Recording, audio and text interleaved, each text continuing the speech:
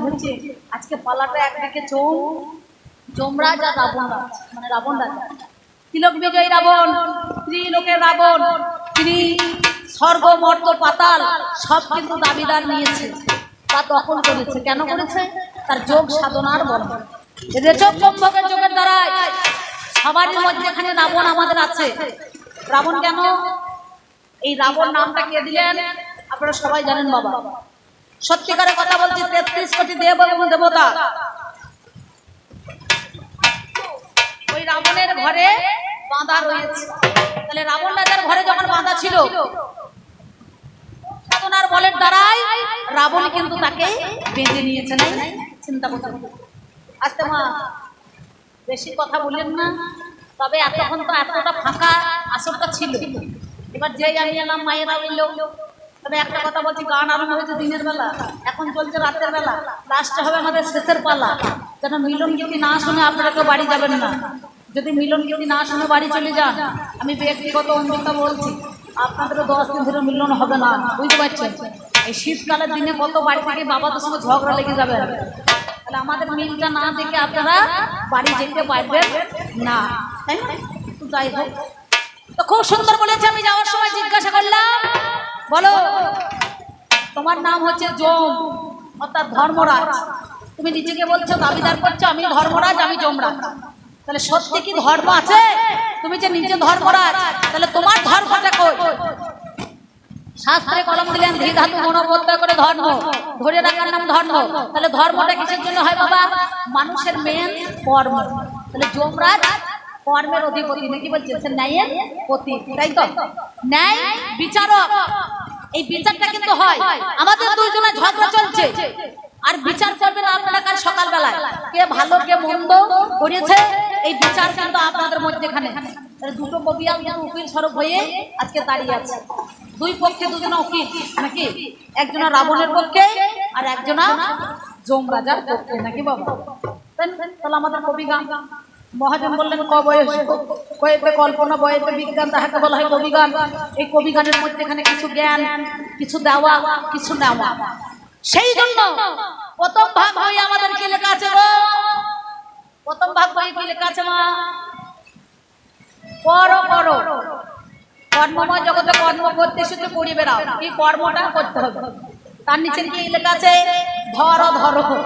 তাহলে কর্মময় জগতে কর্ম করতে গেলে ধরি করতে হবে, আর ধরি যদি না করা হয় তার পিছনে লেখা আছে ঝড় হইবে ঝড়, নাকি বাবা? তাহলে কর্মময় জগতে কর্ম করতে গেলে ধরে করতে হবে, আর ধরে যদি না করা যায় তাহলে কাল বৈশাখী ঝড় উঠে যাবে, নাকি বলছেন? হ্যাঁ, তাহলে আমি সেই কথা আমার এই যমরাজকে জিজ্ঞাসা করেছিলাম। যাক, আপনারা উত্তর পেয়েছেন, উত্তর পেয়ে আনন্দ লাভ করেছেন। আর আনন্দ পেয়ে আপনাদের যদি আনন্দ না হয় তাহলে আমারও আনন্দ হয় না, নাকি বলছেন? তাই না? কারণ কবি গান তো, ওনার মুখে শুনলেন ভাব, ভাষা, জল্পনা, কল্পনা, বাপ বিতণ্ডা ছন্দের দ্বারাই আপনাদেরকে মাটিয়ে তাকিয়ে দিয়ে দিয়েছে। তা যাক, যারা তত্ত্বের লোক তারা তত্ত্বে নেবেন, যারা তথ্যের লোক তারা তথ্যই নেবেন। যে ভাইরা চপ সিঙ্গারার খরিদ্দার, যারা একটু রং চঙে পছন্দ করে মুখরোচ, দেখবেন একটা ওই মেলায় বিক্রি করছে 12 ভাজা, নাকি বলছে না, আমি দেখে এলাম। তা বলছে অঙ্কিতা দিয়ে একটু 12 ভাজা খান। আমরা 12 ভাজা বলছি, অনেক ভাজা নাম শুনেছি, 12 ভাজা নাম তো শুনি নাই। তো দেখলাম 12 ভাজা খাইয়ে একবার দেখি কেমন লাগে। হ্যাঁ, তা খুঁজে খুঁজে দেখছি 12 রকমের কলাই দিয়েছে, কাঁচা লঙ্কা, টমেটো কুচি, পেঁয়াজ কুচি, শসা কুচি, গাজর ইত্যাদি, ফুলকপি, বাঁধাকপি সব কুচিয়েছে, দিয়ে একটুখানি কাঁচা লঙ্কা ঝাল দিয়েছে। মানে 12টা কলাই দিয়ে মশলা দিয়ে চাট করে মাখিয়ে এর নাম হচ্ছে 12 ভাজা। আমরা বইলাহারি ধন্যবাদ ভাজা। তো সোজা কথাই বললেই হয় যে কলাই ভাজা, নাকি বলছেন? আপনি তো গান করতে এসেছেন, আপনি যখন ঘুরিয়ে বেঁচিয়ে বলছেন আমরাও সেই রকম বলছি। তা ভালো, মুখরোচক জিনিস বটে। তো যাই হোক, তা মা কি বলবো শুনুন, নাকি যমরাজ চিকিটা পাওয়া যাচ্ছে না, তো কমিটি ভাই ভালো করে একটু মসজিদ দিকে চা খাওয়া, ওর বেলাতে ভালো যত্ন হচ্ছে। আর আমার বেলায় বলছি ভাই একটু গরম জল হবে না, বলছে দিদি তো মাত্র তো গরম জল পাচ্ছি না, তো ভালো একটু পাতলা চোখে খাইয়ে একটু মোটা করে দাও, বুঝতে পারছেন? তো যাই হোক, সে কথা বলছি না, এইরকম শুনুন। ও মা, এইরকম এক ভদ্রলোক, এর প্রচুর হাই প্রেসার হয়ে গিয়েছে। খাওয়া দাওয়া সব বারণ, মাটির তলায় যত জিনিস আপনি খেতে পাবেন। এবার ডাক্তারের কাছে গিয়ে আপনাদের কাঁদিতে হোক আর বহরমপুরে হোক আর শক্তিপুরে হসপিটালই হোক, যাই হোক যেখানে গিয়ে ভালো ডাক্তার একটা দেখতে বলছে, বা ডাক বাংলার বাজারে ডাক্তারবাবু বলছে এক কাজ করো, আপনার কি হয়েছে? বলছে বাবা আমার মাথা ঘুরছে, ওর মুখে স্বাদ নাই, রুচি না, কিচ্ছু না। বলছে বেশ ঠিক আছে, ভাত বেশি খাবেন না, আপনার তো অনেক প্রেশার বেড়ে গিয়েছে। তা কাজ করবেন, আপনি বাড়িতে গিয়ে মেয়ে ছেলেকে বলবেন দুখানা রুটি খুব পাতলা পাতলা করে, ওই দুটো রুটি 2 পিস রুটি যেন খাবেন। তা বলে বেশ ঠিক আছে। আরে দিনের বেলা 3 বার করে ভাত খেয়ে নেয় মাঠের লোক, মাঠে কাজ করে, সঙ্গে সঙ্গে করিয়ে দেখি সাথে সাথে মনে মনে ভাবছে এই কথা আরম্ভ করে দিয়েছি। দেখছে বাবা ডাক্তারবাবু বলেছে এই দুটো না একটু পাতলা পাতলা রুটিতে তো আমার পেট ভরবে না, 2খানা রুটি যখন করতে বলেছে আমি ভালো করেই খাবো। গিন্নিকে বলে যা কাজ করে 1 কিলো আটা ময়দা ভালো করে জল দিয়ে ভিজা, বলে বেশ যে মাখো, যে 500 করে 1 কিলো আটা রুটি 2 পিস করবে, বুঝতে পারছি 2 পিস ডাক্তার বলে দিয়েছে 2 পিস রুটি খাবে বলে ওই 1 কেজি আটা রুটি 2টো করেছি। বউকে বলেছে 2 পিস করবি, এর বেশি করিস। হ্যাঁ ওদের সঙ্গে 1 সপ্তাহ খেয়েছে, ওজন বেরিয়ে গিয়েছে, আরও প্রেশার হাই হয়ে গিয়েছে। এবার ধরুন মাথা টলতে টলতে কোনো রকমের টোটো গাড়িতে নিয়ে চলে গিয়েছে। ডাক্তারবাবু দেখছে যা প্রেশার ছিল, ওষুধ যা দিয়েছিলাম একটু কমা দরকার ছিল, কিন্তু কমলো না কেন? ডাক্তারবাবু বলছে হ্যাঁ বাবা কী কী খেলেন? বলে আপনার কথা মতো 2 পিস রুটি খেয়েছি। বলে 2 পিস করে রুটি খেলে তো এরকম হবে না। তিনি তখন বলছে দাঁড়ান ডাক্তারবাবু 2 পিস রুটি খেয়েছে বটে, কিন্তু 2 পিসের রুটির আটাটা কত শুনুন। বললো কত? বললো 1 কিলো। বলছে সর্বনাশ, যে রুটি আমাদের ঘরে করলে পরে 18-20টা হয়, 24টা হয়, 24টা রুটি ও 2টো করেই খেয়ে ফেলেছে। বলছে ডাক্তারবাবু এটা আপনার বলা ভুল হয়েছে, আপনি রুটি কমাইতে বলেছেন, ময়দা তো আমাকে কমাইতে বলেন না। বুঝতে পারছেন? তাহলে চিন্তা করে দেখেছেন? তাহলে আপনাদের মধ্যে এখানে যে প্রশ্ন আমি করেছিলাম ও রুটি করার মতো 2 পিস বলেছে, কিন্তু মনে করুন ওই রুটি বলিয়েছি বলে 2 পিস খেতে দিয়েছি, কিন্তু ময়দাটা তো কমাইতে দিই না। তো দেখছি আমি ময়দা কমাবো না, নাকি বলছেন? যা মন তাই বলছে, উড়ে যায় দিদি সোনার পাখি বেমায়া মাই ধরে। ওরা কারা গায়? ছেঁচকি মাতাল যারা তারা গায়। যখন ঢোল পায় না, খোল পায় না, নাল পায় না, ভালোবাসার কথা মনে পড়ে আনন্দতে মদ খায়, তখন মেজাজটা ঠিক করার জন্য ও তখন এখন চাপড়ায় দেখবে কাকা, আর তখন মনে পড়ে ভালোবাসার কথা, তখন বলে উঠে যায় দিদি সোনার পাখি দে না আমায় ধরিয়ে। সোনার আবার পাখি হয় রে, হ্যাঁ লজ্জাও লাগে না, এর গলায় গড়িয়ে ঢুকে না। সেই জন্য বলেছিলাম ধর্মরাজ তোমার পূজাতে ভাড়াল নাচায় কেন? কেউ কাঁচি মদ, কেউ দুধ, এটা কোন জনা চালু করে দিল? এই মদটা তোমাকে কে আনলো? পেয়েছেন? এবারে আর পাবেন না, আবার নতুন করে বায়না করতে হবে, দিয়ে পাবেন। বুঝতে পারছেন? ও তো থাকে না, যমরাজা তো যেখানে সেখানে থাকে না। এই কথাটা শুনতে পায় না, সেই কদিন মদটা ছিল যজ্ঞ করতে এসেছিল, বুঝতে পারছেন? এই মদটা যমরাজা একদিন যজ্ঞ করতে এসেছিল, সেই জন্য এই কথাটা উনি শুনতে পাই নাই।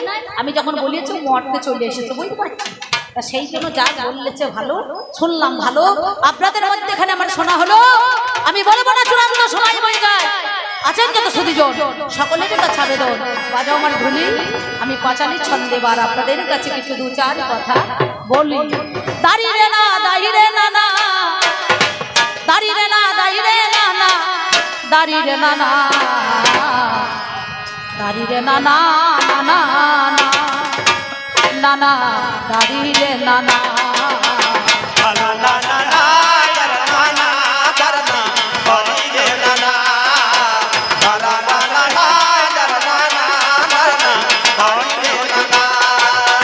ছোটবেলার পোষা ময়না, ছোটবেলার পোষা ময়না, সে শুধু আমার ভালোবাসলে হয় না ময়না পাখি অন্য জনা, ভালোবাসলে হয় না ময়না পাখি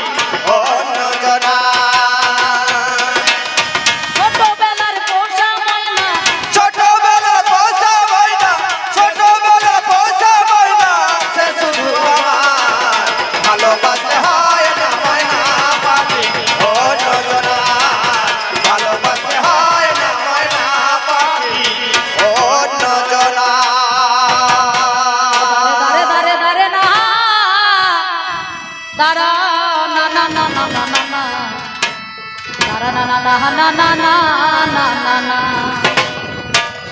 আপনারা জানেন বাবা, সত্যিকার কথা বলি কি না, আমার পাল্লাদার যমরাজা যিনি বসে আছেন সেইখানে, তাই আপনাদের মধ্যেখানে দাঁড়িয়ে যে কথা আলোচনা করেছে, সুন্দর ভাবের কথা, চমৎকার বলেছে, চলা বলার পথে সুন্দর বলেছে। আমি বলবো না যে হলো না, হয়েছে। তবে এর ফাঁকে কার মোবাইল হারিয়ে গিয়েছিল, মোবাইলটা পেয়েছেন? পাওয়া গিয়েছে তো? মোবাইল পেয়েছেন তো? হ্যাঁ বেশ, ঠিক আছে। যা মোবাইলটা পেয়ে কমিটির একটু মুখটা উজ্জ্বল হয়ে বলবে যে এই গ্রামে খেলা দেখতে এসে মোবাইল হারিয়েছিল নাকি বলছেন? হ্যাঁ, তার জন্য মোবাইল ফেরত দিয়েছেন, খুব ভালো করেছেন, এটা ধন্যবাদ। কারণ এখনো মানুষের মনে সেই সৎ ভাবটা আছে, যার জন্য মোবাইলটা ফেরত দিয়েছেন, ভালো করেছেন, সুন্দর হলো। এবার আপনাদের মধ্যে এখানে দাঁড়িয়ে আমি সেই কথা বলতেছিল, ওরে সরোবরে, ওই দেখ সরোবরে জল যে কত, সরোবরে জল যে কত, পঙ্কজে তা রয় জানা, রয় যে জানা। ওরে পাগলা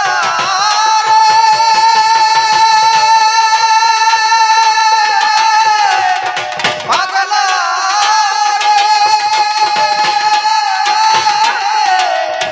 ওরে পাগলা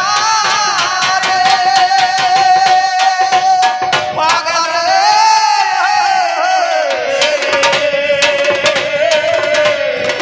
ও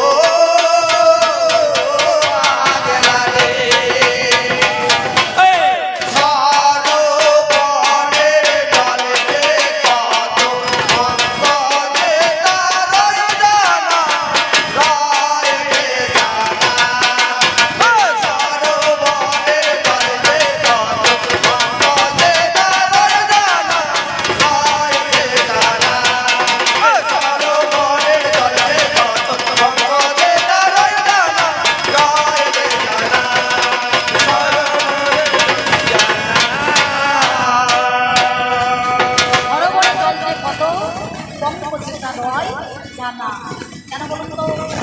রাবণ রাজা ধর্মী, নিষ্ঠাবান, ভক্তি। আমি কেন বলেছি সেই কথা বলেছিলাম, ৩৩ কোটি দেবতা দেবী যে রাবণের ঘরে বাঁধা আছে নাকি বাবু? তাহলে তিলক এই রাবণ রাজা, রাবণের যোগ সাধনা রয়েছে, এই যোগ সাধনার বলে রাবণ কিন্তু নিজেদের সবাই, কেউ জল তুলছে, কেউ ভাত খাচ্ছে, কেউ রান্না করছে, কেউ মুড়ি খাচ্ছে, কেউ খাবার পরিবেশন করছে। এই যম রাজা আমার বাড়িতে কেউ কিন্তু ঘাস খেতেছে, কার? ঘোড়ার ঘাস। কি বলছে? যম নিজে ঘোড়ার ঘাস খেতেছে। তা বলছে ও বাবা রে, আমাকে আটকিয়ে রেখেছে, সেই ফটো সব হয়ে তাই হয় না? কারণ এই রাবণ, রাবণের মতো ধার্মিক, রাবণের মতো নিষ্ঠা, রাবণের মতো ভক্তি আর কারণ সবাই জিজ্ঞাসা করছিল যে এই রামচন্দ্র যে অকালে বোধন করছে, তাই না? মানে রামায়ণের মধ্যে এখানে কিষ্কিন্ধা, অরণ্যকাণ্ড, লঙ্কাকাণ্ড, সুন্দরকাণ্ড, উত্তরাকাণ্ড নাকি বাবা বলছে না?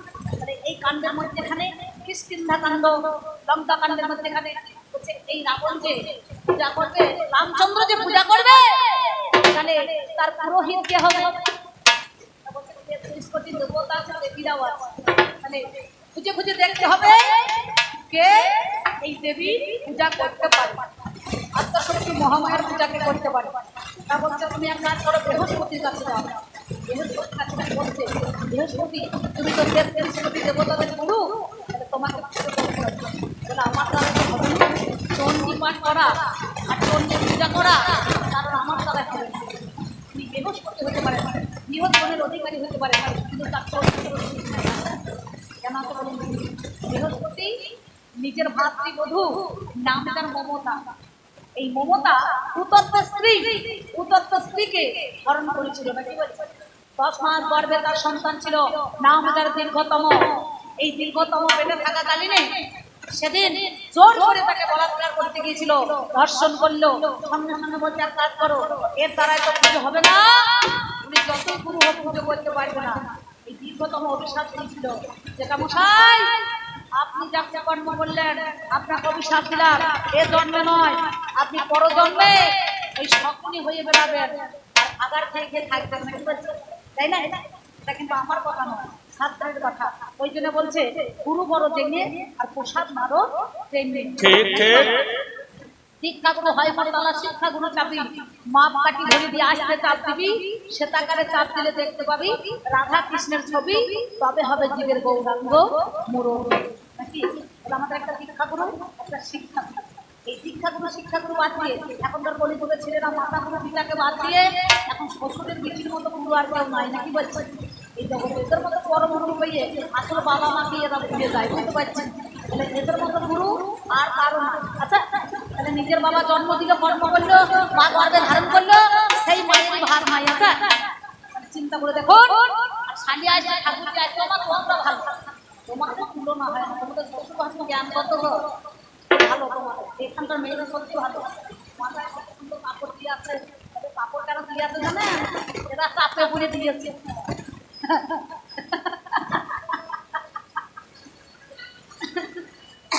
চাপে পড়ে দাও না মা, কেন দিয়েছো? এটা ঠান্ডা খবর, বাতাস হিলিল করে দিচ্ছে। এরা ভয়ে ধাপড়ে মাথায় কাপড় দিয়ে আছে, কানের ঠান্ডা লাগবে বলবে, চাপে পড়ে দেওয়া হচ্ছে। তাহলে সেদিন বৃহস্পতি এই রাবণের কাছে যে চণ্ডী পাঠ মনে করেন হেরে গিয়েছে, সেও করতে পারলো না। দেবরাজ ইন্দ্রের কাছে পাঠাইলো, বলে চণ্ডী পূজা করবে দেবরাজ ইন্দ্র, আত্মা শক্তি মহামায়া, যিনি ৩৩ কোটি দেবতাদের রাজা দেবরাজ ইন্দ্র নাকি বলছেন, সেই করতে পারবে। বলে বেশ ঠিক আছে, তার কাছে গেল। দেবরাজ ইন্দ্র বলছে আমার দ্বারাই তো হবে না, আমিও তো দোষী, আমার তো চরিত্র দাগ ধরে গিয়েছে। বলে কেন? বলে তো আপনারা জানেন না, অহল্যা ওই গৌতমুনি স্ত্রী আমার গুরুদেব, একদিন গৌতমুনির রূপ ধারণ করে গৌতমুনি নিত্য নিত্য গঙ্গা স্নানে যেতেন, তর্পণ করতে ভোরবেলায় প্রভাত কালে। আর গুরু যেই চলে গিয়েছেন, সঙ্গে সঙ্গে গুরু রূপ ধারণ করে অহল্যার কাছে গিয়েছে, তাকে হরণ করেছে নাকি বলছে। অহল্যাকে হরণ করেছে, সিংহারের খরচ লেগেছিল। গৌতমুনি এসে কমণ্ডল জল হাতে করে নিয়ে দেখলো এই কুকর্মটা কার। সিংহারের খরচ গোটা চেন্নের মধ্যেখানে গায়ে তার লেগেছে, সিংহারের খরচ লেগে আছে। সঙ্গে সঙ্গে দেখলো বাবা, এরা তো আমারই শিষ্য, নাম যা দেবরাজ ইন্দ্র। দেবরাজ ইন্দ্র অভিশাপ দিল, আজ থেকে আমি তোমাকে অভিশাপ দিলাম, তোমার গোটা দেহতে সহস্র জনি ভোগ ফুটে উঠবে, অর্থাৎ সহস্র বছর হবে। এই চারের ভাগ এক অংশ নিয়ে তো আনারস দেখবে, বলিতে আনারসের শত শত চোখ আছে দেখবে, ঠিক আছে? আনারস যারা খান নাই, ওই 4 অংশ থেকে এক অংশ ওই আনারসের কাছে পাঠিয়ে দিয়েছি। আর অহল্যাকে বললো, সতীর দেবতা প্রতি জীবনেরও ধার, বুঝিতে এসেছো ভাবে চরণ তাহার। তাহলে তুমি সতী নারী হয়ে স্বামীকে চিনতে পারলে না, মানুষ চেনা যায় কিসে বাবা?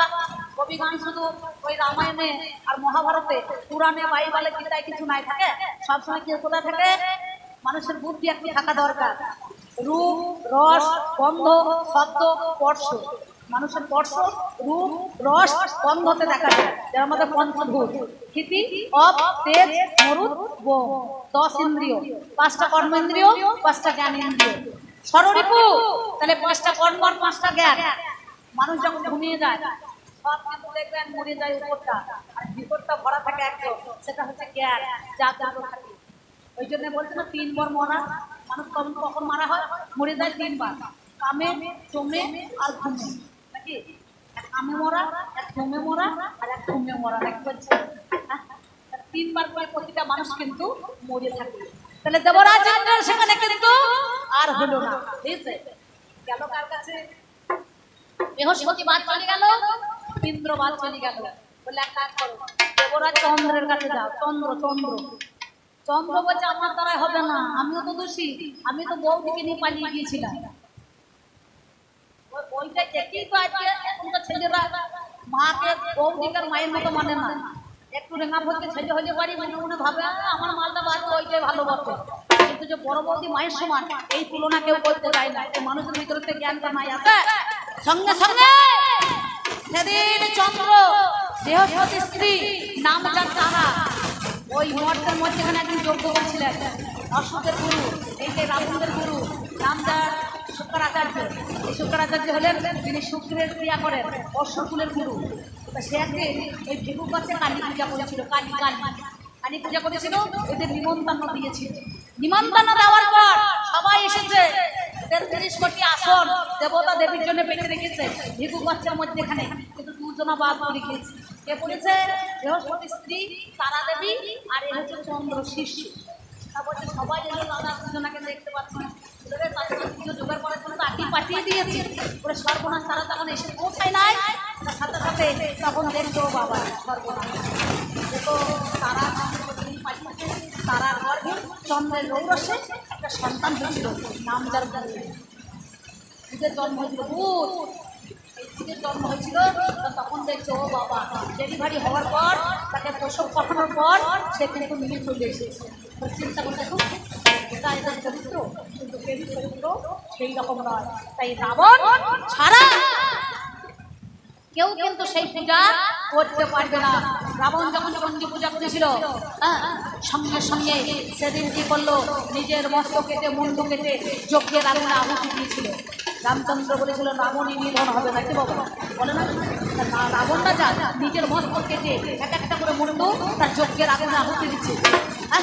সঙ্গে সঙ্গে দেবী সন্তুষ্ট হয়ে তাকে সেই মস্তক একে একে দান করেছিলেন। বুঝতে পারছেন তো? সেই রাবণের মধ্যে এখানে কোনো খারাপ উদ্দেশ্য আছে? তার কোনো খারাপ ভাব আছে? তার কোনো চরিত্রের একটা কলঙ্ক আছে? দেখুন তো।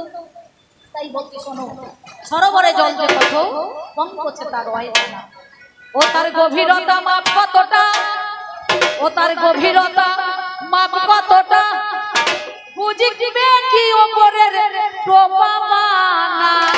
ওরে বুঝিবে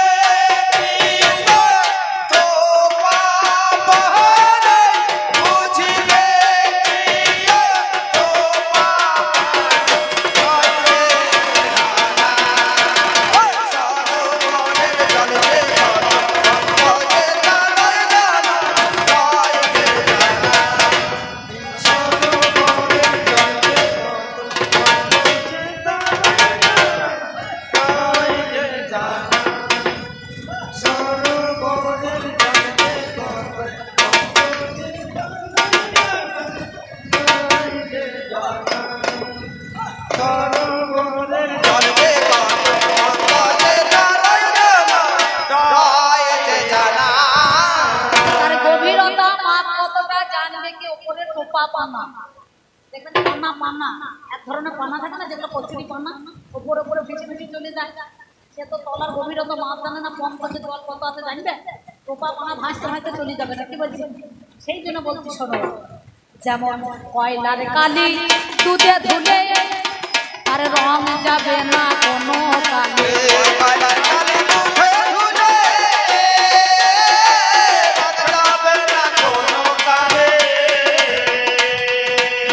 কয়লার কালি দুধে ধুলে তার রং যাবে না কোনো কালে।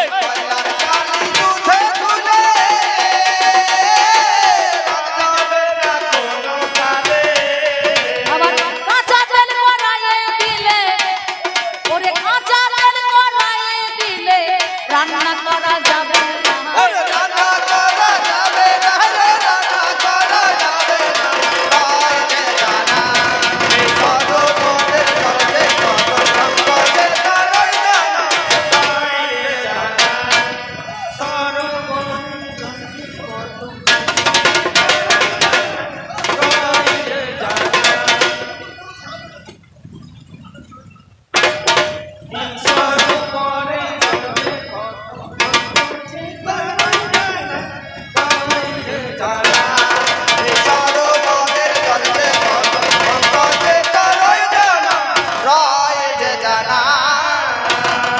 ফুলকপি আর বাঁধা কপি মাছের তেলে মাখা মাখি, ফুলকপি আর বাঁধা কপি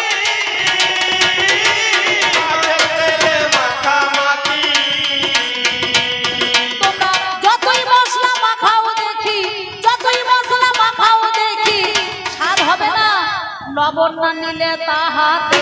লবণ দিলে তাহাতে, লবণ দিলে তাহাতে রায় যে জানা, এই সরোবরে জলে কত তারই জানা, রায় যে জানা। তবে যা বলেছ বেশ বলেছ, আমার কানে শোনা গেল, আমার একটু বেশি দিতে মনে হয় এবার। আপনারা জানি জনে জেনে যান না ভালো পাগল রে